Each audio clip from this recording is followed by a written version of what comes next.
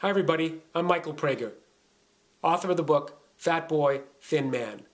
And what I want to talk about today is one size fits all, which is to say, no it doesn't, especially when you're 365 pounds, which is the weight I was back in 1991 before I started changing the way I went about my life, including the way I went about eating. And some pretty great things have happened since. And I'm trying to share those results by sharing some of the methods that I went through. And it's really hard to know what each person has to do for themselves. And what I've come up with for that equation is X plus 1. You know, I know that sounds kind of stupid.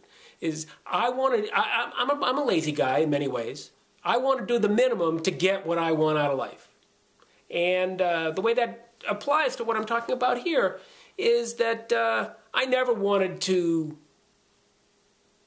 say, go to the gym 3 days a week. That's a pretty modest goal. But I was never into that. And the way I knew that I needed to go 3 days a week is that when I went 2 days a week, and before that, when I went 1 day a week, I wasn't getting the results that I wanted. Now, that's a pretty basic theory, but I want to apply it to more than just exercise. I only meant to use that as a metaphor.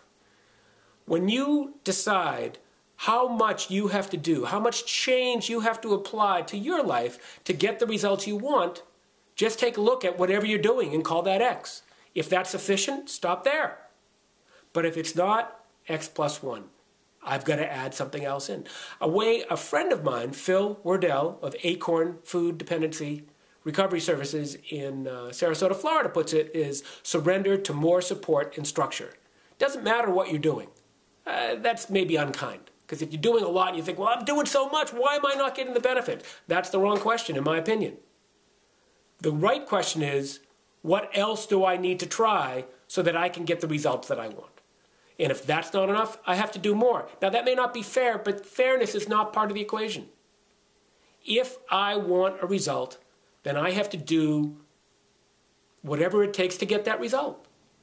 And what I found is that when I do surrender to more support and more structure around my eating issues, I get better. Sometimes I don't have to stick with those issues forever. I just have to be willing to do them now. So that's what I'd like to share today. If what you're doing in its totality is not enough, do a little more. And if you don't think that's fair, I won't disagree with you. That's not the point. I want the benefits of what I'm striving for, not merely fairness.